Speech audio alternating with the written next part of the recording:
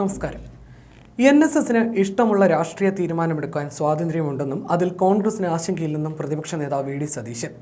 ശബരിമല വിഷയത്തിൽ കോൺഗ്രസ് അന്നും ഇന്നും വിശ്വാസികൾക്കും അയ്യപ്പ ഭക്തർക്കും ഒപ്പമാണ്. തങ്ങളുടെ രാഷ്ട്രീയ തീരുമാനങ്ങളിൽ ഒരു ശക്തിക്കും സ്വാധീനം ചെലുത്താനോ മാറ്റം വരുത്താനോ സാധിക്കില്ലെന്നും അദ്ദേഹം മാധ്യമങ്ങളോട് പറഞ്ഞു. അനുനയിപ്പിക്കാനുള്ള ശ്രമം വിഫലമായോ എന്ന മാധ്യമപ്രവർത്തകരുടെ ചോദ്യത്തോട് നിങ്ങൾ ആരാ പറഞ്ഞത് എന്ന മറുചോദ്യമാണ് സതീശൻ ഉന്നയിച്ചത്. NSS ജനറൽ സെക്രട്ടറി അയ്യുന്നില്ലല്ലോ എന്ന ചോദ്യത്തിന് അയ്യാൻ ഞങ്ങൾ പറഞ്ഞിട്ടില്ലല്ലോ എന്നായിരുന്നു ഉത്തരം. ഞങ്ങളുടേത് രാഷ്ട്രീയ തീരുമാനമാണ്. പ്രീണന നയം ഞങ്ങൾക്കില്ല. അത് CPM നയമാണ്.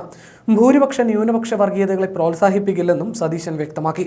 NSS SNDP നിലപാടിൽ കോൺഗ്രസിന് ഒരു ആശങ്കയുമില്ല.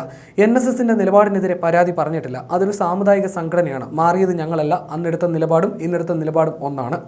ഓരോ വിഷയത്തിനും സാമുദായിക സംഘടനകൾക്ക് നിലപാടെടുക്കാം. അയ്യപ്പ സംഗമത്തിൽ പങ്കെടുക്കേണ്ട എന്നത് രാഷ്ട്രീയ നിലപാട്. അത് ആര് പറഞ്ഞാലും മാറ്റില്ലെന്നും സതീശൻ പറഞ്ഞു. അയ്യപ്പ സംഗമം പൊളിഞ്ഞുപോയി. യോഗിയും പിണറായിയും നല്ല കൂട്ടുകാരായി. മറ്റു മതങ്ങളെക്കുറിച്ച് വിദ്വേഷം പറയുന്ന ആളുകളെ എഴുന്നള്ളിച്ചു കൊണ്ടിരുത്തി. അതോടെ അവർ പരിഹാസ്യരായെന്നും സതീശൻ പറഞ്ഞു. അയ്യപ്പ സംഗമത്തിൽ പങ്കെടുക്കാതിരുന്നത് നന്നായെന്ന് പറഞ്ഞ സതീശൻ തങ്ങൾ പരിഹാസ്യരാകുകയായിരുന്നുവെന്നും കൂട്ടിച്ചേർത്തു. യോഗി ആദിത്യനാഥിന്റെ സന്ദേശം വായിക്കുമ്പോൾ താൻ സദസ്സിലുണ്ടായിരുന്നെങ്കിൽ എന്തായനെയെന്നും സതീശൻ പരിഹസിച്ചു. CPM നിലപാടുകളിലെ വൈരുദ്ധ്യത്തെയും സതീശൻ രൂക്ഷമായി വിമർശിച്ചു. ആകാശം ഇടിഞ്ഞു വീണാലും സുപ്രീം കോടതി വിധിക്കൊപ്പം നിൽക്കുമെന്ന് പറഞ്ഞ പിണറായി വിജയൻ ഇപ്പോൾ നിലപാട് മാറ്റിയിരിക്കുകയാണെന്ന് അദ്ദേഹം ആരോപിച്ചു. കേരളത്തിലെ CPM ഇപ്പോൾ എല്ലാ ജാതിമത വിഭാഗങ്ങളെയും പ്രീണിപ്പിക്കാൻ ശ്രമിക്കുന്ന ഒരു തീവ്ര വലതുപക്ഷ പാർട്ടിയായി അധപതിച്ചിരിക്കുകയാണെന്നും അദ്ദേഹം പറഞ്ഞു.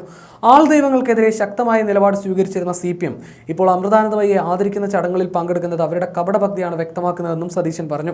അമൃതാനന്ദമയുടെ അടുത്ത് പോയതിൽ ഞങ്ങൾക്ക് പരാതിയില്ല. എന്നാൽ അയ്യപ്പ സംഗമം പോലുള്ള പരിപാടികളിലെ കപടഭക്തിയെ ഞങ്ങൾ പിന്തുണയ്ക്കില്ല. ആ പരിപാടി 7 നിലയിൽ പൊട്ടിപ്പോയെന്നും അദ്ദേഹം പറഞ്ഞു. അതേസമയം ആഗോള അയ്യപ്പ സംഗമത്തിൽ നിലപാട് വ്യക്തമാക്കാൻ വിശദീകരണ യോഗവുമായി UDF രംഗത്തുണ്ട്. ഇന്ന് കോട്ടയം തിരുനക്കരയിലാണ് വിശദീകരണ യോഗം. സംസ്ഥാന വ്യാപകമായി നടത്തുന്ന യോഗത്തിന്റെ തുടക്കമെന്നോണം കോട്ടയത്ത് നടക്കുന്ന വിശദീകരണ യോഗം പ്രതിപക്ഷ നേതാവ് വി ഡി സതീശൻ ഉദ്ഘാടനം ചെയ്യും. UDF കൺവീനർ അടൂർ പ്രകാശ് ഉൾപ്പെടെയുള്ളവർ പങ്കെടുക്കും. തദ്ദേശ സ്ഥാപനങ്ങൾ മുഖേന നടത്തുന്ന വികസന സദസ്സ്, പോലീസ് മർദ്ദന പരാതികൾ ഉൾപ്പെടെയുള്ള വിഷയങ്ങളിലും നേതാക്കൾ സംസാരിക്കും. ഗോഡ്സെയുടെ പിന്തുടർച്ചക്കാരാണ് മാധ്യമങ്ങളിലിരുന്ന് രാഹുൽ ഗാന്ധിയെ ഭയപ്പെടുത്താൻ ശ്രമിക്കുന്നത്. ആർക്കു മുന്നിലും കീഴടങ്ങാതെ വർഗീയതയ്ക്കും ഫാഷിസത്തിനുമെതിരെ യുദ്ധം പ്രഖ്യാപിച്ചിരിക്കുന്ന നേതാവാണ് രാഹുൽ ഗാന്ധിയെന്നും പ്രതിപക്ഷ നേതാവ് പറഞ്ഞു. രാഹുൽ ഗാന്ധിയുടെ ദേഹത്ത് മണ്ണ് വാരിയിടാൻ പോലും ഇന്ത്യയിലെ ജനാധിപത്യ വിശ്വാസികൾ അനുവദിക്കില്ല. രാഹുൽ ഗാന്ധിയെ അവസാനിപ്പിക്കണമെന്നത് ഇവരുടെയൊക്കെ ആഗ്രഹമാണ്. ഒരുപാട് പ്രതിസന്ധികളെ നേരിട്ട് വളർന്നു വന്ന നേതാവാണ് രാഹുൽ ഗാന്ധി. പിതൃമാതാവിൻ്റെയും പിതാവിൻ്റെയും കൊലപാതകങ്ങൾ കടന്നു വന്ന രാഹുൽ ഗാന്ധിയെ ഒരു വാക്കുകൊണ്ടും ഭയപ്പെടുത്താനാകില്ല. രാഹുൽ ഗാന്ധിയുടെ നെഞ്ചിൽ വെടിയുണ്ട തറയ്ക്കുമെന്ന് പറഞ്ഞ ആൾക്കെതിരെ കേരളത്തിലെ പോലീസ് ഇതുവരെ ഒരു നടപടിയും സ്വീകരിച്ചിട്ടില്ലെന്നത് ഞെട്ടിപ്പിക്കുന്ന വസ്തുതയാണ്. BJPയുമായി പിണറായി സർക്കാർ സന്ധി ചെയ്തതാണ് ഇതിന് കാരണം. സർക്കാരിന്റെ കപടഭക്തി കാണിക്കുന്ന അയ്യപ്പ സംഘവുമായി സഹകരിക്കില്ലെന്നത് UDFന്റെ രാഷ്ട്രീയ തീരുമാനമാണ്. ആ തീരുമാനത്തിൽ ഒരു മാറ്റവുമില്ല. UDF എടുത്തിരിക്കുന്നത് ഉറച്ച മതേതര നിലപാടാണ്. ഞങ്ങൾ ന്യൂനപക്ഷ വർഗീയതയ്ക്കും ഭൂരിപക്ഷ വർഗീയതയ്ക്കും എതിരാണ്. UDFന് പ്രീണന നയമില്ല. എന്നാൽ കേരളത്തിലെ CPM പ്രീണന നയവുമായി പോവുകയാണ്. നേരത്തെ ന്യൂനപക്ഷ വർഗീയതയെ പ്രോത്സാഹിപ്പിച്ചിരുന്ന CPM ഇപ്പോൾ ഭൂരിപക്ഷ വർഗീയതയാണ് പ്രോത്സാഹിപ്പിക്കുന്നത്. UDF ഈ രണ്ട് വർഗീയതയും പ്രോത്സാഹിപ്പിക്കില്ല. ഉറച്ച മതേതര നിലപാടുമായി മുന്നോട്ട് പോകും.